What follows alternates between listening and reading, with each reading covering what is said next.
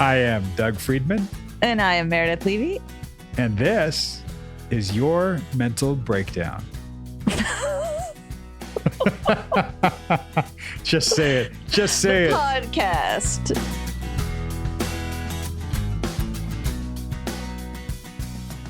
The podcast? It's the podcast. This is Meredith's meltdown because I told her to say the podcast with a little more oomph in your inflection. So I'm testing all different varieties of it. That's right. Hi, Dougie. Hey, it is almost All Hallows Eve. It sure is. It is also almost Dia de los Muertos and All Saints Day. There you go. That's right. Oh, that's right. Did you ever learn how to talk like me? The Dia de los Muertos event at Hollywood Cemetery? No. Oh, it's cool. It is. I bet it is. Yeah. It's really cool to see people wearing, like, dressed up for Dia de los Muertos. Like, it's kind of like the movie you liked that I saw and actually really liked, Coco. You know that when I'm in San Miguel, where our house down there for Dia de los Muertos, it's like the biggest thing. It's a huge, we all like go parade through town and everyone gets like painted and dressed up and we give candy to the kids. It's so fun. It's like a 5-day event because it's a very big, you're honoring the dead. They start the whole town, everything gets set up for like days ahead of time. And there's all these different things and everyone has altars and then officially like on the first you go to the cemeteries and the altars and it's amazing. Yeah. I love that. The whole idea to me of like honoring the dead makes a lot of sense. And I like that. That's why I love it. It's like my favorite. Wait, Dougie. Yes. Your album came out. It did. It came out a couple of days ago. That's right. It's amazing. Thank you. Thank you. It's, how is that? You're a famous rock star. Yeah, I think maybe one of those words is correct. I think I'm a rock. I think you're neither a famous star. nor star. Nah. But it's honestly, speaking of like honoring the dead, it's somewhat bittersweet, somewhat nice. It's about and has come out on the anniversary of Kim's passing. And it was very emotional creating the album, recording the album, and everything that went along with it, except releasing the album. At this point now, I just want people to hear this. And if they connect to it and connect to the story and whatever it is, like, great. I want people to have their own relationship with it. I've had mine. I'm now giving it to everyone else, and literally tried to make it free, but the distribution wouldn't let me. I had to just make it as cheap as I could. Really? Yeah. Like I could not set it to be a free album. I mean, if you go on Spotify, you can listen to it for free, I'm sure. Yeah. But iTunes and wherever else people listen to music, Amazon Music, it's like $3.99 for the album because I couldn't set it any lower than that. But Aww. There it is. That's so sweet. I'm excited for everyone else to hear it. And I thank you for sharing it with all of us. You're very welcome. That's what I do. I share things out loud for everybody. Here it is. Here I is. Good for you. I keep it all in unless it's not vulnerable and then I'm fine. Right? I'll let you be the vulnerable one, Doug. Wait, what do you mean by that? What are you saying? Maybe you're the rock. Maybe you're a famous rock star. Maybe. You like stars? You have them tattooed several places on your body? I do. You are a rock, as we have just demonstrated.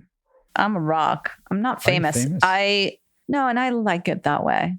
Well, I don't know. We have the Meredith t-shirt coming out soon. Oh, geez. Yes, I don't. I know that horrifies you. I love it. And I'm on now I finally joined a Patreon, our Drew sessions now. I wasn't in the first few, but now I am. So you guys should come listen and join us. We have some free little goodies we'll give you that are awesome. Our merch. Yep. We'll put a link in wherever you just clicked on to get this. There should be a link. It's patreon.com/yourmentalbreakdown. Find us there. Subscribe to it. So exciting / we are amazing. # bye. / make Meredith famous and super uncomfortable. Yes, please. Please do that. I think that's one of my favorite designs is the Meredith shirt. I love it. Mm-hmm. See that discomfort that you have right now? That's how I feel talking about the album. Okay, fair enough. It was fun on the Patreon to talk to other therapists and do breakdowns with them. It felt a little, I mean, you knew I was doing it. It wasn't like I was cheating on you. Like you knew I was cheating on you. Right. I did know. But you got a little jelly. Yeah, of course I did. I was like, oh, were they better than me? Well, I mean, better? Who's to say? Well, I guess everybody, you guys, you say. Were they better than Meredith? There's no better or worse. Let's start a poll. We'll put a poll on our Instagram. It's all fun. It's all goodness. Rank your top favorite co-hosts with Doug. Meredith, Doug's mom. Wait, your mom was on it? No. Oh, I was like, what? I mean, she is a therapist. I can do that. Oh my God. That could be so fun. Right? Especially if we have a Drew episode where he's talking about his mom. I'll bring my mom on. We'll break it down. It's a good one. We've got another mom to think about. Speaking of Dia de los Muertos and honoring people, your mom passed away almost 3 years ago. Yeah, it's crazy. It's so crazy how Kim and my mom passed away so close to each other. Right. It was so strange. So yeah. Be honoring her on Dia de los Muertos for sure. Do you do something to honor her? Yeah. The year before I was in, now I don't remember what year is what. But anyway, the last time I was in San Miguel for Dia de los Muertos was the year after she passed away. And so we did the altar and everything at our house. Oh, wow.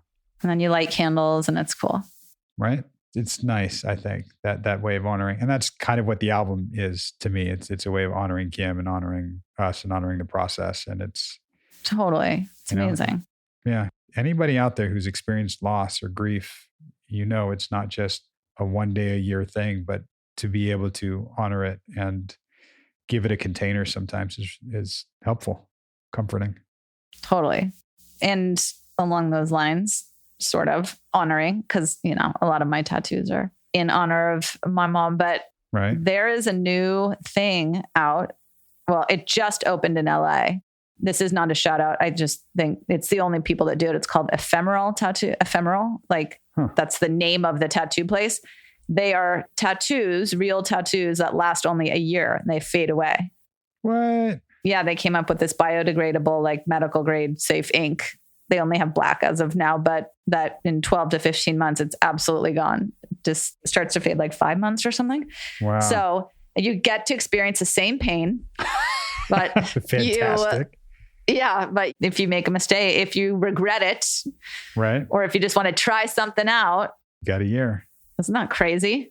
That's a little crazy. It makes some sense. I think when we did the episode, we did an insight out on tattoos when we talked about Drew's tattoos and some of yours. Yep. I told you my favorite tattoo mistake for a celebrity was Johnny Depp, who got Winona Forever tattooed on his shoulder. Wino Forever. Right. And he changed it to Wino Forever. That's so good. Very appropriate for him. Yeah. Had he only done Disappearing Ink, it would just be gone now. Right. Right. Disappearing Ink. That's amazing. That's kind of what it is, right? Yes. But yeah. Yeah. Speaking of Disappearing Ink. Yeah. That has nothing to do with this episode. Speaking of. It's perfect though. Speaking of us being weirdos. Well, it's funny because Sarah does give a shout out to us saying, speaking of, which is hilarious. Oh, yeah. Right? That's right. Yep. And people asked way back in the old days of listening to Drew, does Drew listen to the episodes? Well, sort of. So Sarah absolutely listens to the episodes. And she's like, I feel like I'm getting therapy twice. That's awesome. Oh my God. That's amazing. Yeah. And she even that. De facto feels like you're her sort of second pinch hit therapist. Oh my God. I can't believe you never told me that. I just feel like I'm going to cry right now. That's so cute. Yeah. I just didn't want it to go to your head. It's going to. Well, next thing you know, you're going to be on a t-shirt. Speaking of being on a t-shirt. There we go. Y'all listen to Sarah and me, and then me and Meredith will come back at you in a little bit and break it on down.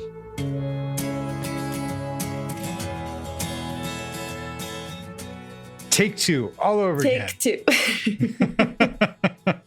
Always wish that life had takes, but like certain situations, or Control Z.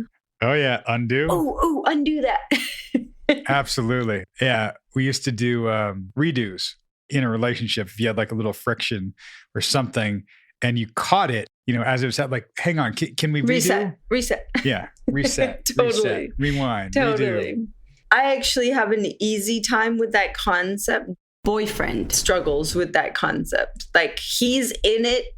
He wants to be in it until he's done. We don't really fight. He gets in a mood. I mean, I think we all do it to a certain extent. You get in a mood and it's really hard to just snap yourself out of it. And it's literally my own conditioning that allows me to do that. Because I'm like, okay, I can deal with my feelings on my own time.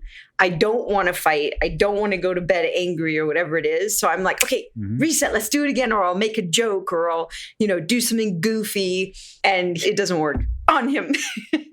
Maybe that's one indication of why he's a good partner for you in that sense. Because, right. And we talked about it with all the bags that you carry around. Like, that's just compartmentalizing something. Like when you said, I'll deal with my feelings later. Yep. Really? Do you? Or do you just have all these bags inside of you with stuff that you've shoved in there? Yeah. Which brings me to... We are in therapy. I was listening to another one of your sessions this morning with Drew. And I love how you always make jokes and then you finally have a lead in. Speaking of bags I carry around. So you know how we talked, right? The sort of funk that was going on at work, it's her problem, right? Give it back to her. And I 100% loved that advice. I took that advice. But yesterday, it was too much. It affects my work because she doesn't want to talk to me. So we're not communicating.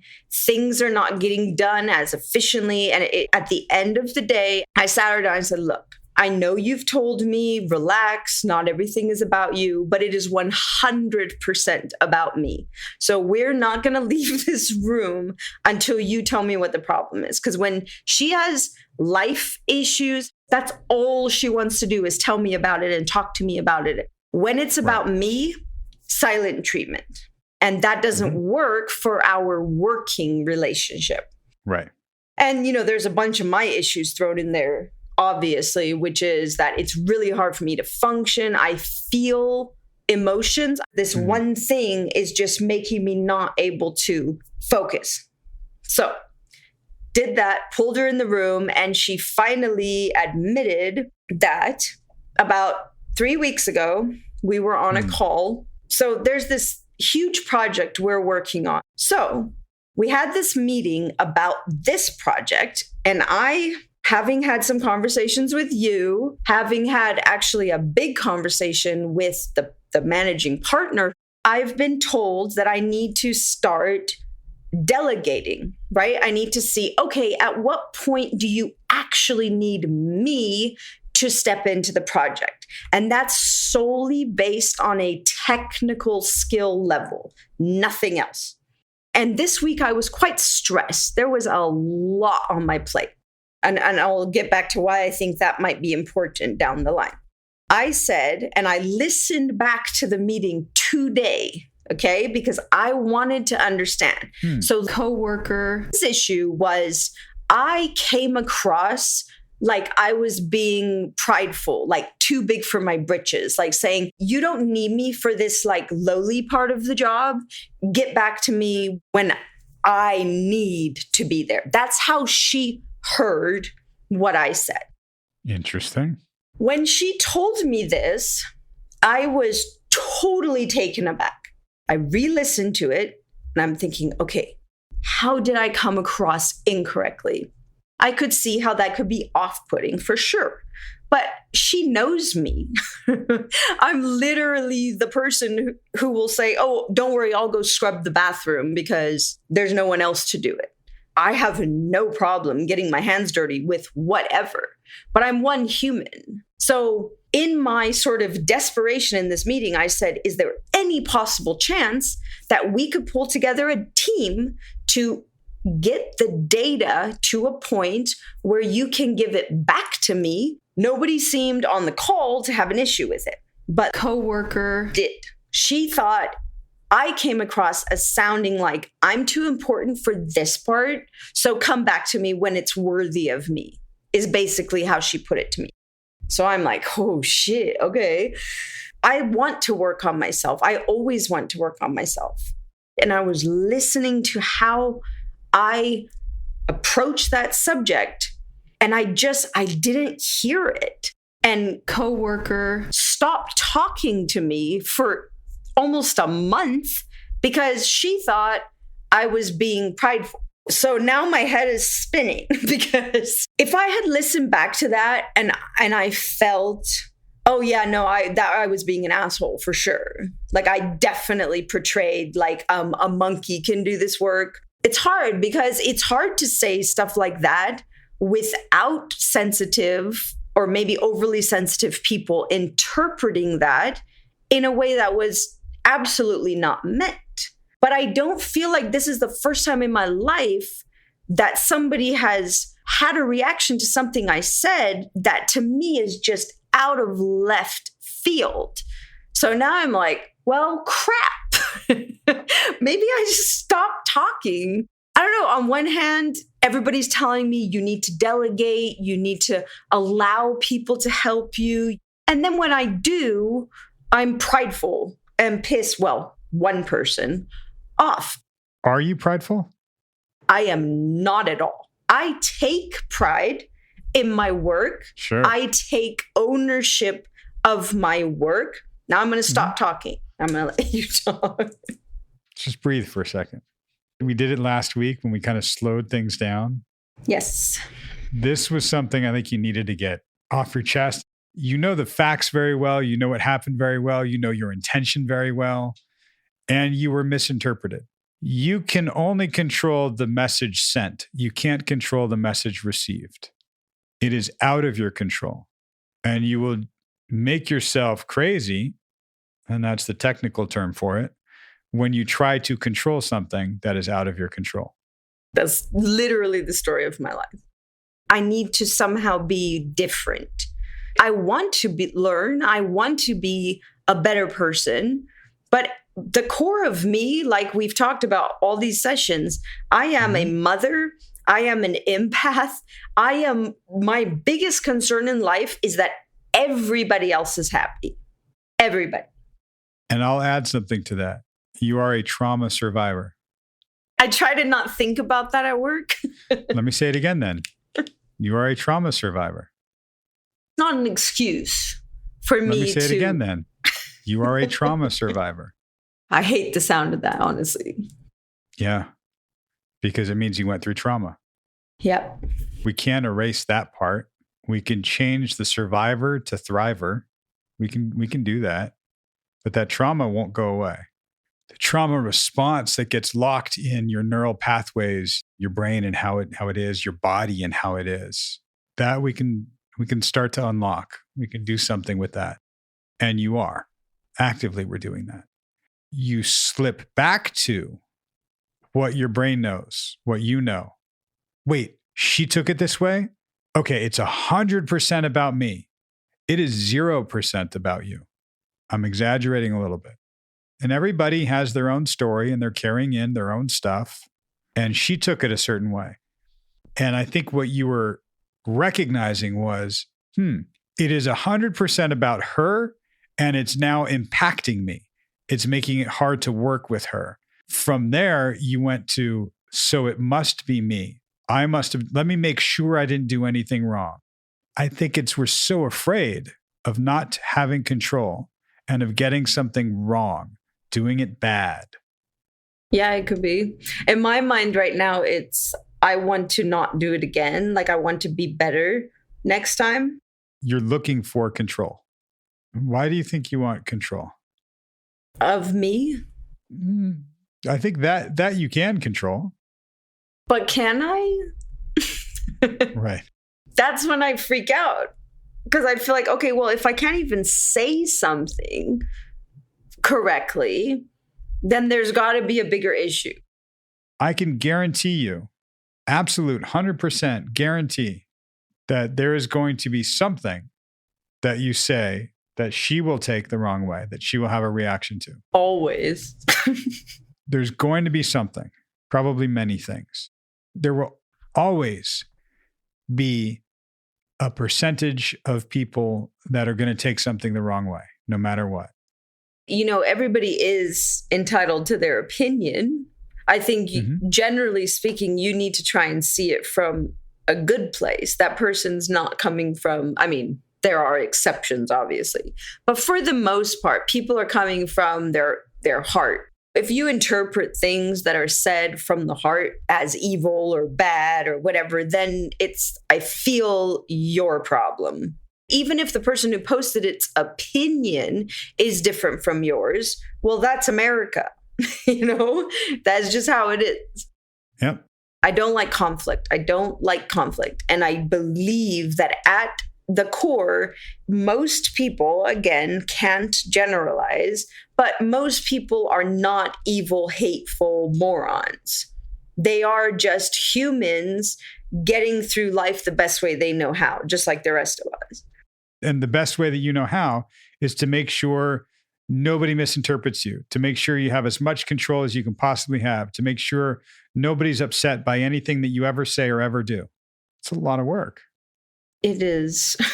Like you said, it's coworker issue, right? Nobody else in that call. If anything, I would have been concerned about their opinion or their feedback. And I'm going to find out what it was. I went and followed up with both. Yeah, even just admitting that I can't do everything, that I am not Superwoman, is extremely hard for me. And this is already a huge growth for me to even say, I'm going to have to ask for help. That was a huge step for me. Right. So it kind of negated all of that. I don't like repeating mistakes. I like to learn from my mistakes. I'm not saying behaviors, mistakes. Right. And hold that. What if there was no mistake on your part? Then I'm being prideful and assuming there was no mistake on my part. I don't know. I honestly don't know. Okay. Because when I listened to it back, I really, truly didn't hear it. Right. But then I'm hearing myself. I know how I was feeling, and I'm hearing nothing but desperation in my voice. Mm-hmm. So I'll ask again. So what if there was no mistake? I mean, then it's not my issue. I have to give it back to the person who has the issue. How do you do that? I mean, that sounds great. I'm saying it because I know that's what you want me to say. I don't want you to say shit that isn't coming from you. I know. And intellectually, yes, you're saying the right thing. Great. We need to embody that. I want to make sure that I didn't make a mistake, because if I did, I'll correct it and it won't happen again. Yes. It's going to happen again. Right. And again, intellectually, I understand that because I can't predict. Maybe I just have a problem. Like, I know I have a lot of problems. Let's not go there. Well, I said it earlier, and I'll say it again so you hear it, because this is a big piece of where this comes from. You've had a significant amount of trauma in your life. This is a trauma response. You were Wonder Woman for much of your life. At 15 years old, you were Wonder Woman. It was survival. And you did it. And then you've carried that and you've been that for all of your siblings, for your kids. Mm-hmm. I mean, Wonder Woman literally has superpower. Okay. You went into Wonder Woman mode. Let me make sure she's okay. I mean, that was Wonder Woman. You were taking care of everybody and everything except yourself. In honesty, my original plan was to first get feedback from the other people in the meeting and then have another talk with coworker. We work well together, but this one-way criticism relationship we have where she is constantly telling me what I've done wrong and I just eat it up and say, I am so sorry. I am going to try and do better. Mm-hmm. That's it. That's our relationship. If she's upset, everybody knows it. If I'm upset, nobody knows it because I just carry on living my life. So I really want to tell her, look, I hear you. I'm glad that you're telling me this, but at the end of the day, I didn't do anything inappropriate. At the end of the day, you can tell me how much I've pissed you off and how much you're annoyed with what I know or how fast I work or how I talk. I'm sorry, but I'm not gonna change that because, like you said, it's not my issue. But there's in the back of my mind, I wanted to make sure it wasn't just me saying, no, that's freaking bullshit. Of course I didn't do that. Or of course I didn't say that. Pause. Right there. Fucking bullshit. Of course I didn't say. Okay. That's what you want to say. Yes. All the other stuff is window dressing. Like you said, I'm just beating around the bush. I don't know. I mean, she's got her own movie, as you say. She is the star in her movie. And I know I am the star in mine. And honestly, just between you, me, and the wall, I don't actually care about her opinion. I know it won't affect my work life. It affects my emotional state. Like, it doesn't threaten me. It doesn't threaten you. And you go into a trauma response. You go into a, let me make this better. How do I make this? Because let me of take emotions. on the blame. Exactly. Not if I'm logical. Sure. I wish we could all be more Spock and less Kirk, but that it doesn't work that way. You are not an emotionless person. You are emotional. Correct. And that's okay. It's wonderful. Is it? Well, it's exhausting when you're taking on everyone else's emotions, when things affect you so deeply and you're trying to constantly correct it. It's exhausting. It's also something where it comes from a place. It's not just like us talking about it and logically you go, man, Doug's right. I should stop doing that. I should stop. It's not that easy. Here's the piece I want you to really logically get. Having compassion. Do you know what having compassion is? I do. It's forgiving and seeing the good side, and we're all human. We all have our flaws and we don't need to dwell on them. Yeah. I'm great at doing that for other people. And I'm going to take the but out of your vocabulary for a second. I'm great at doing that for other people. And finish the thought. I'm terrible at doing them for myself. No, it's true. It's true, but I don't like it. And I want to fix it now. I think I do it in my own way, which is, again, like I said, collecting data. Okay, this was a result of an action I took. Okay, pause on that. Let's collect some data about you. Because what we're talking about now is compassion for you, compassion for yourself. I'm terrible at that, okay? I'd like to be better. Let's collect a little data on you. I'll say it one more time. You have had a lot of trauma in your life. A lot. I'm not just talking about growing up in a cult and having to flee a husband that's abusive, that is still and always will be the father of your children and still and always will be in your life in that capacity. And every single time, it's traumatic. Yep. Yeah. Yep. It was interesting when I talked to the manager guy, whose opinion was really the one I cared about the most. And his ending remark to me was, honestly, this was nothing. You have so much support in this office, and I really don't feel like this needs to be a thing. It was a thing because it was affecting coworker. And that's a thing for all of us because she affects everybody when she's not happy and when she's no good. But his ending remark really gave me like less judgmental towards myself feeling, but it made me want to forgive myself, even though maybe there was nothing to forgive. It gave me an out.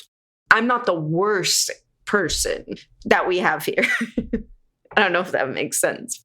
It does. Look, I'm terrible at compassion for myself. Okay. How we learn that is gradual. It's calibrating this. It's learning this. And I had a client where at her core her thinking was, I do everything wrong. And we were trying to have a different voice in there for her, to tell her something different. Like, I do some things right some of the time. Like, great, let's look at that. And she couldn't.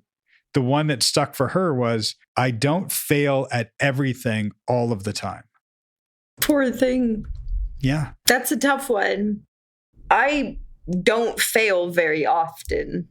So any inclination of failure is like, boing! Okay, I have to fix this so I never do it again. Right. And maybe we have to look at what failure really is. We'll talk to my kids in 20 years and see what they have to say about it. Is making a mistake failure? No, it's not. Okay. To me, making a mistake is it's a stepping stool. I'm very good with mistakes. Right. If you tell your kids you're going to make them breakfast, they're like, cool, can we have eggs and bacon? Like, absolutely, we're going to have eggs and bacon. Yes, yes. Go down to the kitchen in the morning, like, wow, we don't have any bacon. We've got sausage, so make eggs and sausage. Is that a failure? No. What if son comes downstairs like, Mom, I wanted bacon. I don't want sausage. This sucks. God, you never get it right. Is that a failure? Knee-jerk reaction. Okay, don't worry. I'll run to the store and grab some bacon. Let me make it better. Let me fix it. Let me correct it. And this is something I've been working on for years because my children just walk all over me. My response today would be, I'm sorry, we didn't have bacon. That was my bad. We have sausage instead. Was it your bad? I mean, probably not, but I should have maybe bought bacon or checked the fridge prior to promising them bacon. See, I don't know, man. I have issues. Yeah, and that's why we're talking about it. And what I'm highlighting is that these are grooves well worn in your brain. These are the neural pathways. I need to not make a mistake. I need to, it's not okay. It's not okay. And it comes from you first.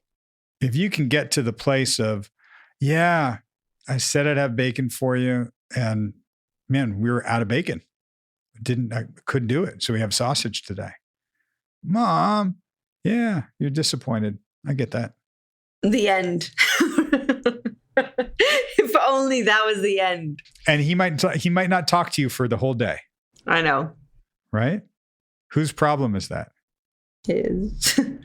Yeah. It affects you and it becomes your problem because your son isn't talking to you. Yeah.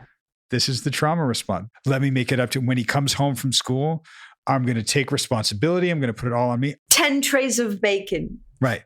It was my fault. I now subscribe to Bacon of the Week Club. They're going to send me fresh bacon every week. We will never be out of bacon ever again. I'm so sorry. It's all my fault. My bad. It's never going to happen again. I'm so not okay with somebody being not okay. Yes. I can't allow somebody to be not okay in my presence. Yep. Pretty much. That's rough. That means you have to constantly be Wonder Woman. And I think that the real test is going to be, can we find a way to allow somebody their discomfort without me taking responsibility for it? Wow, it's really hard to work with you this week. I can tell that something's bothering you. If you want to talk about it, I can talk about it with you. I'm happy to, but man, it is really hard to work with you right now. Yeah, it's tough. Like with my kids or with boyfriend, I can literally force the situation, just being me and eventually they get over it, right? There's a difference between people who you're personal with. Something happens, I piss people off. It's okay because I can say, you know what, whatever. it was that I did. I am so sorry. I love you guys. And everyone's like, yeah, of course, no big deal. Everybody loves you, blah, blah, blah. But it's different when you scrooge that over into work life because there's no bond. Even right there, you're taking the responsibility for something. Well, because I feel like it starts there. Like if I hurt somebody, no matter how unintentional it was, I did something that hurt them. Yes, give it back to them. It's your issue. You misinterpreted, but maybe it's also my issue. Like maybe I need to be more careful. Yeah, and that's the part where I think if it's inquiry, not corrective. Explain that. It's the difference between going to the library or fact checking something, going, oh, okay, now I understand. Okay. And going, okay, I can never make this mistake again. That leaves very little room. Okay. I mean, I'm exaggerating because that's, I think, what's in your brain. Yeah. I can't get it wrong. Don't ever get it wrong. Yeah. And that's the trauma response, because when I got it wrong, consequences were severe. And sometimes when I didn't even get it wrong, consequences were severe. Right. Actually, a lot of times. Yeah. Right. So, and that's highlighting so many things that are out of our control. And we're trying to control it because when it is controlled, when it is the right way, when it's in this neat little box, then they're okay. I'm okay. Okay. Number one, it's never really in that box. It doesn't stay there. Number two, it's too exhausting to try to put it in that box. People are going to be offended. Yeah. No matter what we do. Somebody might misinterpret you. And you didn't even know this going into the week. I had no clue. And I went through so many things. I never would have guessed what it was. Exactly. This is why it's inquiry, not corrective. You were looking for, how do I correct? What did I do wrong? I'm sorry. What did I do wrong? Let me correct. Inquiry is, hey, what's going on for you over there? Something really bothered you. What is it? What's going on? So I did both, essentially. I asked her. And she didn't reveal. She didn't really say it right away. And then she did. And it's, oh, okay. Oh. So you had a problem with how I said this. Oh, okay. See, that wasn't my reaction at all. Right. Because your reaction went to, I did something wrong. Okay, let me correct. If it's inquiry, you didn't go to the library and read all those things and go, okay, now I know everything. You wanted to, right? Instantly. I mean, you were in a state of inquiry. That's part of who you are. You can do that. You could see that something was up. Let me go back to my state of inquiry. What's going on for you? Without the corrective measure. Instantly, I go, I hear you. I'm so glad you finally told me. And I am so sorry. I promise I'm going to do better. Right. Because it's corrective for you. Oh, I'm glad you told me where I went wrong. I can correct myself. I got it. Thank you. I will work on myself now. That's corrective. When it's inquiry, it's, oh, I hear you. Thank you for telling me that. I understand you better now. Okay. I like that. Because I now understand her better, I should change X, Y, and Z. Or should I just be like, that's just going to be her reaction? We'll see. You can navigate it as long as it doesn't cause you to be different than you are. So I can be sensitive to them without being corrective. It's kind of like, narcissistic people, like my ex-husband. You take all the blame. You say, yes, that was totally my fault. I am so sorry. It will never happen again. In my heart, I'm going, it's your fucking fault. You're a giant dick. But to him, I am the picture of remorse and subservience. And then everything's better again. He stops punching the walls. That now is about making a conscious choice to be a certain way and to do a certain thing. It's what's the most effective here. Yes. And I can choose that. Okay. When I've done something wrong and I'm trying to correct it so I don't ever make a mistake, and that's different. We're talking about, oh, I know what sets this person off. I'm gonna choose to do it this way. I need to find the definition between, okay, I'm making the situation better, and then we can all carry on living our lives. And wow, I might have really screwed up here. Let me look, a little deeper into myself and figure out. I'm not saying I'm going to be perfect from here on out, but I'm aware now. Yeah. But that piece about, let me do the thing that smooths this over, that makes that, yes, although I just want to make sure we're not too exhausted in doing that we don't do too much of that we compromise ourselves and lose ourselves. Okay. Right? All right. Food for thought. Yeah, we'll calibrate that a little bit. Think about coming from a place of inquiry versus correction. Okay.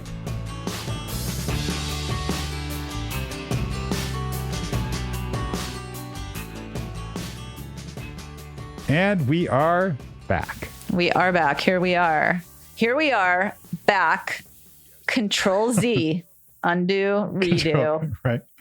Right? Loved that. I love that. Yeah. Love that. She's like, I wish life had second takes. So Sarah was talking about her boyfriend and how they don't really fight too much. Right. And she was saying he gets in a mood, and for her conditioning makes her, she uses humor and is like, let's have a do-over, or let's tries to make it funny. And she's like, doesn't work on him, which I get it. I think that may not work on a lot of people. I think there's a difference in a middle path between humor and a little bit of levity or authenticity. When your person knows that that's not your comfort level. Well, it's right. But it's also what is just a little healthy deflection and what is actual avoidance. Right. Exactly. And it's something we hit later on, even as she started talking about it, because I'm listening to this. And you and I talking, if you were just like, yeah, I don't like going to bed angry. Like, oh, I know you don't want to hold on to anything overnight. I'm like, yeah, that. But as her therapist, I'm hearing this. I'm like, right, this is her trying to put a handle on it, her compartmentalizing, her history of trauma and what she's been through and how she's had to survive. And I'm holding it for a while. And I'm like, yeah, hang on. Yeah. There's something a little more here then. Yeah. And you pointed out that that's what makes, it's not that that's what makes, but that part makes him a good partner for her. And that's something I say to a lot of people, when they look at their partners being different than they are, like, right, there's a reason why you were attracted to that. And it has the potential to be a healing relationship. Mm-hmm. You can heal by virtue of learning from each other and trying things differently and getting out of your comfort zone from that place. Right. She mentioned, speaking of, is that what she mentioned? All I remember is she mentioned something where I was like, oh my God, that's so rad. She listens to Drew. She listened to us. She listened to her. She listens to, I don't know, but I was like, oh, fun. Oh yeah. Yeah. She listens to the podcast, and that's, like I was saying before we went into the session, she listens and feels like, oh, cool. I get to hear my progress and hear back things. And I get Meredith's take on things. And that's cool. But it was like sticking in her head that she did the speaking of, and then cracked her up because she realized she was talking to me. That's amazing. Okay. So we revisit the situation with her friend, which I thought, wow, again, I just listened to her. This isn't a judgment. This is just like the thought process that came up in my head. And I would say it to my client in the same way when she was saying, it got to be too much and you're not leaving this room until we talk this out. And you said, it's not all about you, or it's not all about me, but it is all about me. And I was like, oh my God, whoa. And the net of it is that it was about her and not the point in my mind when I'm listening to this. And I'm understanding, of course, that she's having this anxiety but if anyone ever says like, you are not leaving this room until we talk this out, like, no, bitch, I'm out of here right now. Like, just saying. Like, Yep. And I don't think she held her hostage per se, but she really forced it on her to get the results she wanted, which in fact were correct. Like, she was right. Right. I mean, we'll go meta here for a second. This is sort of what I was saying to you last week, because she had described to me, we had to cut some of it because it was too identifying. Right. She was describing to me her relationship with this coworker, and that this coworker does just divulge everything about anything going on. Like it's her own little personal reality TV show. Right. And the only time she is ever not divulging all this information and pretty free flowing with it is when it's about Sarah. Right. So she knew it was absolutely about her. Sarah's thing was I went back and listened to that same meeting on video. Like I listened to it to try to figure out what it was. I mean, I'm hearing that and going, wow, she is hyper vigilant about this. And that's a trauma response. I can hear it. Totally. That's that wanting it to be okay. And it's not just, don't go to bed angry. It's like, are you mad at me? Are you mad at me? Because I'm not okay if you are mad at me. Right. So I'm hearing that, okay, we're going to have to hit that piece for sure. Yeah. And I could relate to when she finally told her what it was. And I can see myself going back and listening to things if it were me, because I would be like, really? Like, I want to know. I want to know that. Why? Why do you want to know that? Because I want to be a better person. Uh-huh. The thing about her that I don't think she ever came back to, and I was surprised you guys didn't, is that she said that's not the first time people have given her that feedback. Right. And my thought was, it's her tone. It's her very sort of well enunciated, direct. I'm trying to do it now. It's not a negative thing at all, but I can see how she kind of just gets, okay, here's how it is, blah, blah, blah. Like she's efficient. She sounds like she's effective and efficient in a lot of ways. Right. So I was thinking maybe it's her tone. I don't know. That's an interesting take because you might be right with that.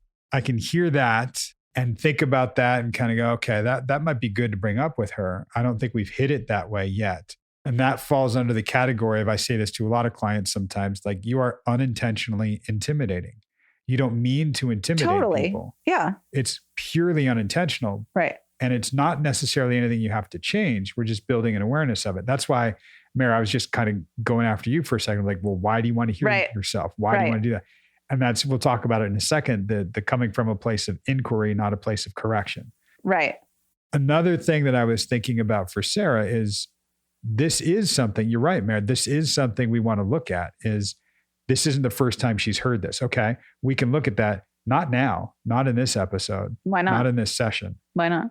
She was a little too ramped up. Got it. If you heard me, I slowed her down again. Right. And that's our work and where we were going. This particular pathway that we turned and went down was the one where she gets to slow down a little bit. She gets to understand this and feel this and not get too venti or too intellectual. And I mean, venti could be both ways. Venti like venting and venti like a large coffee from Starbucks where you're just super amped up. So good take that both ways, people. Good one. I didn't mean it. I was unintentionally punny. But it was something, and it is something that other therapists might go, oh, right, but you could hit it right there. Mm-hmm. I'm pretty darn sure her defenses would have just gone up. Yeah. Yeah. You're not wrong. I would have hit it right there and you're not wrong. Right. And then, I mean, look, I don't think that it's a mistake as a therapist to have hit it right there, because if her defenses do go up, you can then go, wow, you're getting really defensive right now. What do you think that's about? Right. No, neither right nor wrong, just different. And you guys started talking about, and again, it's not an analogy, but you said something to the effect of you can only control the message sent, not the message received. I just like that little phrasing. And so true. And you're welcome. And I think, she's always humorous, and she was just funny how throughout this, I think this and maybe the next episode, she was like, yep, that's me. That's my whole life. Yep, that's me. Like trying to always control what message is received. Right. I think that thing about the message sent, message received, there's going to be different perspectives. And I think she even said it like you said, everybody's in their own movie. Like, I can't control how she's doing it. I'm like, right. And not having control and realizing like, it's okay to not have control when you're hyper vigilant, when you're trying to control how the message is received by everybody. Wow. That it's so exhausting. I mean, if anybody has ever thought about sending this text or sending this email and you go, wait, no. Let me edit this. No. Let me say it this way. No. They're going to react this way. And you keep editing how you're sending a message, right? Literal message sending. Right. That can be exhausting. Yeah. I'm a fan of editing for sure. Yeah. Get it right. Say what you mean what you say for sure. There's also a degree to which being hyper vigilant about it and going through so many iterations and incarnations of a text or an email is so exhausting. Right. And if you just kind of try to go here's my intention. Let me throw it out this way. Right. Yeah, totally. At some point you said, well, it's 0% about you. And I was like, and then you said, I mean, I'm exaggerating a little. I was like, okay, good. Because I was like, no. She thought to herself, like, well, it must be me. And to me, I'm like, no, it was you, actually. And look at the ongoing feedback you get. If it's happened before, it was you in that is what she was upset about, the friend, but it wasn't right. Like she couldn't control her friend's feelings or reaction, right? Like she may have done absolutely nothing different that she does any other day, and her friend perceived it a different way. So here's the fun thing about sitting on the other side of the room from her. Yeah. Or computer, sitting on the other side of the computer from her. Sad. Right? Is that was a tactic.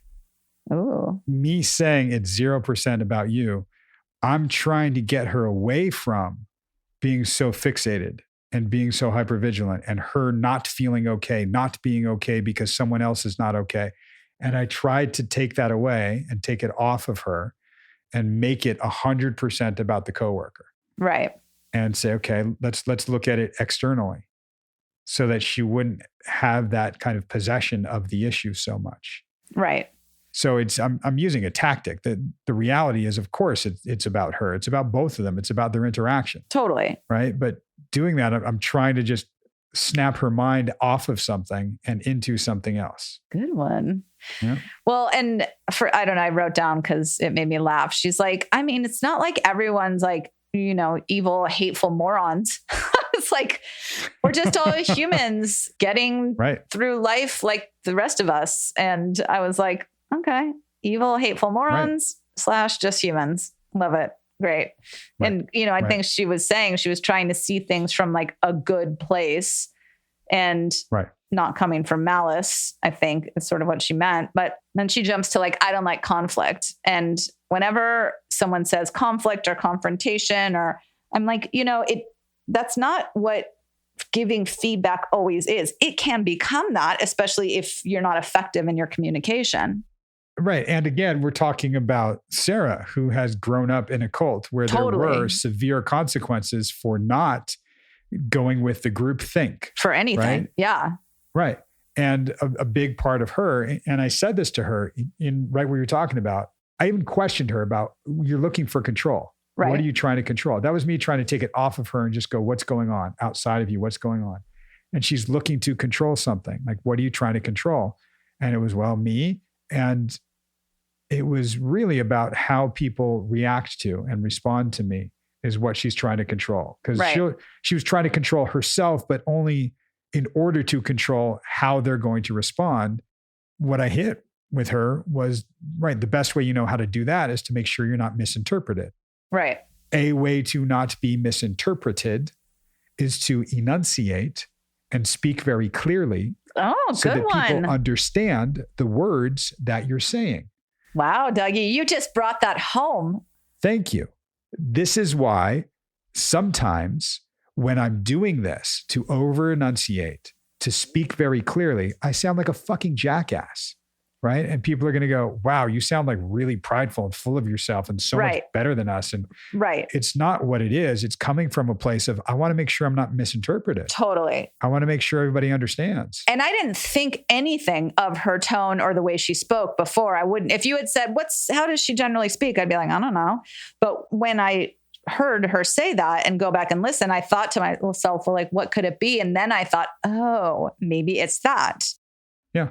Again, for her, what we are doing, this is the second part of the meta. When I said we're going to go meta. Yeah. What we're doing almost in this entire episode is coming from a place of inquiry, not correction. Yep. So I'm doing this with her and it's inquiry. She might not even realize that we're going with inquiry and going inside of her thinking from a place of inquiry, not correction. Not how some people will listen to a recording of themselves in a meeting or whatever it is and go, oh man, I need to do that better. I can do that differently. I could be a better person. I could be it's just going, oh, this is why I'm like this. Right. Oh, this is what's happening here. Huh. 100%. Yeah. And I think you talked about this some, but about trauma response, being a trauma survivor. Yes. And oh, you hated this. I know you hated this. I know. Hate's a strong word, Dougie. I only hate one thing, and that's my aunt. I don't know how she's come up in every episode lately, but I know. It's like, whoa, interesting. I know. I would say you didn't like me doing this so much this episode. And I totally got it. And for me, it's just the vernacular. Well, and there's a reason why I use the word survivor in this too, right? And we've talked about things being her survival, and she needed to do things, and they were very necessary to survive, right?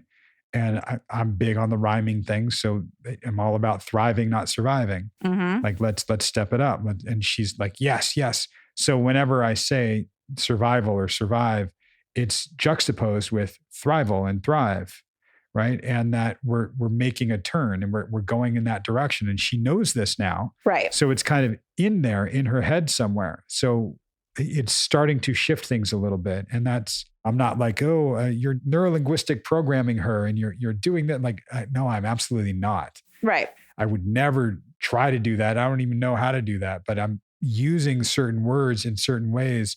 So it softens it for her. Yeah. If you notice, whenever I mention trauma survivor to her, you can't see her cringe, but she does. Yeah. And she says something like, she'll even say, and I think in this session, she did like, ugh, I just hate that. Yeah. Like, yeah.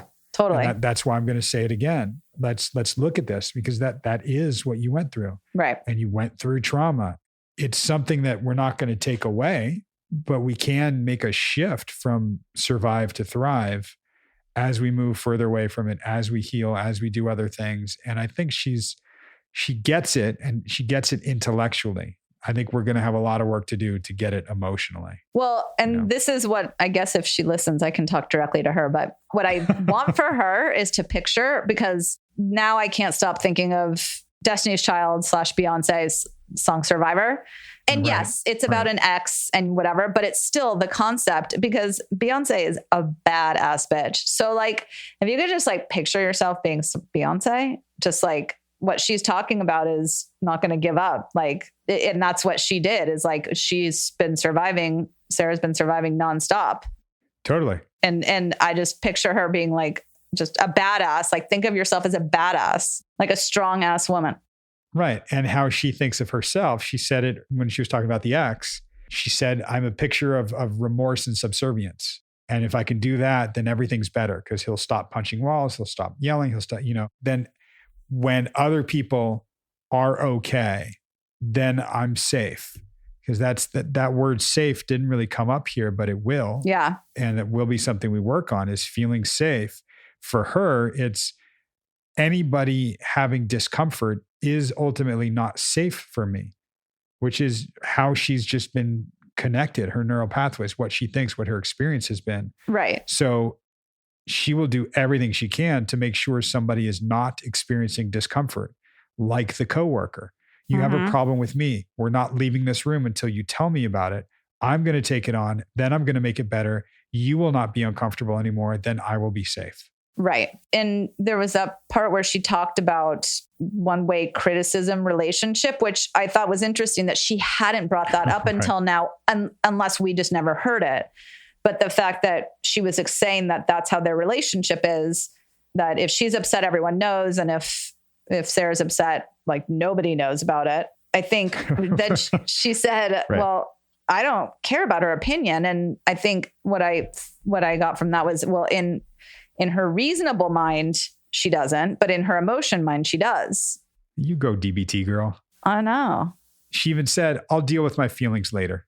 When we have feelings that we can't tolerate, that it's so uncomfortable, that we don't feel safe, we will compartmentalize. We will put a handle on it and keep going. And people will go, wow, you're so controlled. You've got a handle on everything. Right. No, you just shoved it down further and further, and it's not dealt with. And that I'll deal with my feelings later.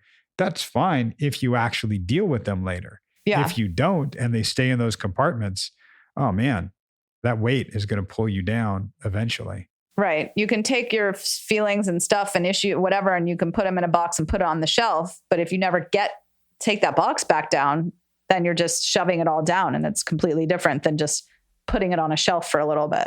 Right. Okay. You referred to her as an empath. What made you say that?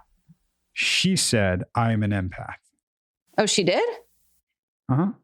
And what that means for her is I take on other people's feelings. Right. I hear that as, yes, you are so attuned to everybody else's reaction, response, and feelings around you. So you take that on as it's now your responsibility. Right. Because how you were brought up, how your siblings are reacting have consequences. Right. How the people in the cult react means there are consequences. So let's all be the picture of remorse and subservience, then everything will be better. Right. Let me make sure nobody is ever experiencing discomfort. And I said, like, we need to find a way to allow somebody their discomfort without taking it on. Right. That responsibility for somebody else's feelings is something a lot of us can relate to. And a lot of us think about. And it's not giving a fuck about it. Like, I don't care. They can feel however they want to feel. I'm going to do that. No, I think being empathic is fine. Not to such a degree that you are now letting it control how you act. But I think there's a difference between being an empath and feeling responsible for someone else's feelings. Totally. It was just something I noticed, and it wouldn't have occurred to me unless that had come up about how I don't think she would even be able to know or I don't think I can know if she's an empath or not, because she's been trained this way from day one. It's interesting because I remember talking about empathy with somebody, I think another therapist, and we were talking about, like, can you empathize with your clients? Like, of course you can. Like, the whole idea is understanding somebody's emotions that they're sharing with you. Right. And it's sharing those emotions, right? But they need to share them. It's not about taking them on. Right. And sympathy versus empathy. And there's that great Brene Brown, like, little animated cartoon that I love about it. And it's that idea of, instead of just going like, oh, bummer, that sucks that happened to you. It's really going, oh, wow. Yeah, that happened. Let me understand that. It's sharing that feeling with somebody, but not taking it on so they don't feel it anymore. Right. And that's where I think being an empath gets misconstrued to, let me take this on so the other person doesn't feel it anymore and make it better for them. Totally. That's not empathy. No, empathy's right. Just being able to, like, either have from the past, like, put yourself in someone else's shoes, understanding why they might have certain feelings, as opposed to just trying to understand it from your own perspective, right? Like, oh, that must suck, like you said. Yeah, and it's funny. Just give me a visual. Like, walk a mile in someone else's shoes. Right, but go buy the same pair of shoes that they wear. Don't take their shoes away from them. They still need to walk in them. Good one. If you walk a mile in someone else's shoes and leave them barefoot, they're going to cut up their feet. That's not good. You can't do that. So you don't want to rob them of their experience. You just want to share in it with them so they don't feel so alone, and you have a better understanding, and it brings you all together. Right. Yeah. When she said that her kids walk all over her, I was like, what? So I was very much like, wow, I did not expect that. I expected, from the way she's seemingly organized and structured, and that would not be the case. Right. And remember, and this is why there's probably great turmoil for her inside, because she has that way of thinking, and she's called it her OCD mentality, and like needing things just so, yet they walk all over her. Because as we were talking about this, why she made the segue to that is, right, not wanting anybody to be in discomfort, to allow somebody else their discomfort is what I was saying. And then she went, oh yeah, my kids walk all over me, right? Like, okay, so if they want eggs and bacon in the morning and you're out of bacon, it's like, oh yeah, I failed. Yeah. Right. And that's why we looked at that. Like, why can't they just be bummed that, all right, yeah, you're bummed. There's no bacon today. Yeah. And then, she was like, oh, I'd go out and get some. I'm like, in my mind, I'd be like, fuck you and your bacon, kids. You get nothing. Now you starve to death. Just kidding. And right. I get it when you said is a mistake. Well, like, and I agree. Like she said, she misspoke, but that's the thing to say, oh, sorry, I thought we had some. That's it. Right. Like, not, right. Oh shit. Oh, I fucked up. Like, which she did. She even said, right. Like, and she said knee-jerk reaction was, I'll go get more. Yeah. Like, okay. Keep going. That's correction, not inquiry. Like, keep going. And then it's, oh yeah, we don't have bacon. My bad. I'm taking it on. It's my fault. Right. Like, well, you don't have to take it on. And she even said, like, I've been working on this for years. I've been trying, like, yeah. Right. Because a lot of these pathways, and I even use this verbiage with her, they're so well worn because that's what she knows. Right. And what her brain connects and where she has to go. And again, that mentality is partly the trauma response. Like, oh yeah, I need to, because if I was in the cult and I had to cook breakfast for everybody and there wasn't bacon, yeah, I would get locked in a room, right, in a closet for a week with no food. Right. Yeah, it's horrible. So having had that traumatic experience and having that knee-jerk response to something comes from that same place of not safe, not okay, because someone else is in discomfort or disappointed. So I need to be better. I need to do this. And she's so hard on herself. Yeah. You guys talked a lot about is making a mistake failure, which I love. Mm-hmm. And I just had this conversation with a client and her dad, and she was saying, like, I just want to know that I can make a mistake and it's not failing and you guys aren't going to leave. And he was like, no, what? And I think that's the idea. And because she says, I don't fail a lot. And I wanted to be like, okay, let's just look at that for a minute. Because fail right there for saying you don't fail a lot. I mean, I'm just kidding. But like, I was just kind of like, well, how do you define that? And if making a mistake versus failing versus like, if you get an F on a test, sure, you failed the test, but like, did you fail life? Did you right. Will people still love you and support you? Yeah. And I think the idea is if you fail, if you have that mentality, you then need to like pass or do really well. Mm-hmm. Or I think maybe the inverse would be perfection. Right. You need to achieve perfection. I think the theme for what I was going for with a lot of this episode is, well, if it's not about the correction, can it be about the inquiry? Right. Can it not be about fail or perfection? Can it be about learning, which is what she values? Again, I'm throwing her values back to her. Totally. We're talking about inquiry because she's somebody who will go to the library, who will read all these things, who will do this. She wants the data, right? Can that be inquiry, not corrective? And that's sort of where we left off the session. Like, cool. Can you look at things? Can you look this way for things in your life? Right. Can we soften up that thing where you're so hard on yourself? Yeah. Well, I'm excited to hear what you guys come up with next about that, because there's got to be a lot there. There might be. Who knows? I don't know. You do know. I do know. Yeah, that's true. And you guys will all know also in a week. So come back then. Have a good Halloween and a Dia de los Muertos and an All Saints Day and all of it. Just have a good week. Yeah. Just get out there and live life. And take no shit. That's right. Bye. Bye.